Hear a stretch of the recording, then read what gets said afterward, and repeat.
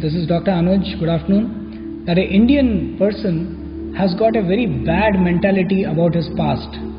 अगर उसको पूछा गया कि आप कहाँ से आए हो, कौन लोग थे जो आपके ऊपर राज किए थे, आपका हिस्ट्री क्या था, आप आगे कहाँ जा रहे हो, तो he feels a very high depression in his head because it makes him very sick by thinking that the British have ruled him, the Mughals have ruled him, the people who had come earlier had ruled him, and there was so much of looting done in our country.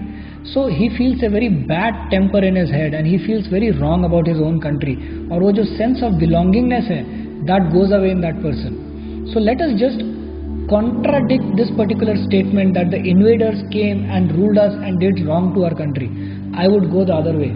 I would say no invader could do anything to India. Surprised? Let us think how.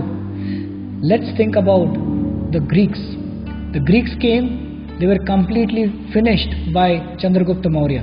They had to retreat. Little bit, maybe some things which they took at that great, but nothing was destroyed per se in India. They had to leave. The Mughals came, 712 AD, Muhammad bin Qasim. 300 years the Rajputs completely averted him, stopped him. Muhammad Ghazni came, so many times he came and looted. Muhammad Ghori came, so many times, 1026 AD he came, so many times he came, he looted so much and then went away. After that Alauddin Khilji, after that Qutub Minar jiske naam par hai, Muhammad bin Tughlaq. After that there was Ibrahim Lodi. After that there was the presence of these Mughal kings, that is Jahangir, Akbar, all these kings. But if you really see, the Marathas destroyed them. There was no place where they could stand in corridor and say that we ruled India. Yes, they came as invaders, but they could not make this as their permanent place. So the victory of history lies that when a country removes that foreign invader and establishes the rule of that dharma, of that particular country in that place, and that is the victory of a place. Britishers came, ruled for 200 years, looted us, yes, but did they establish the rule here? No, sir. So the history says that India is a fighting land, is a land of fighters.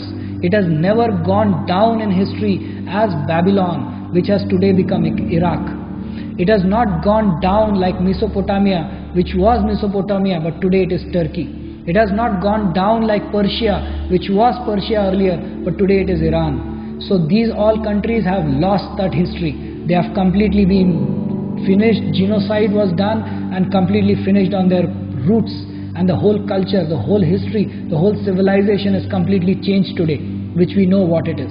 But India still has this particular fighting spirit to fight any power which comes and invades them, and we have been a fighting race all throughout. Just today, because of the invasion of television, unfortunately that fighting spirit on Indians has gone.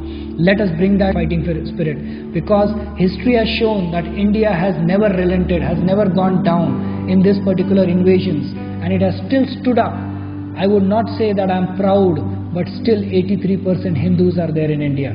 That shows that the Vedic traditions which were there all across from thousands of years still has been preserved, and that shows the great sacrifices our saints, our great rishis and our ancestors have done for us in preserving this great wonderful culture of India. Let us as youth come together to still restore it and bring it back to the modern world, so that as India stands for 30 to 40% of the world population today, this youth comes across as a revolution, as a beacon of light for the nation and for the world, which can show that vision, that great spiritual vision to the world, so that we go ahead in a big way and India becomes a great superpower with spiritual connection rooted in its heart. That's what the real India is. Let's not forget that. Thank you very much.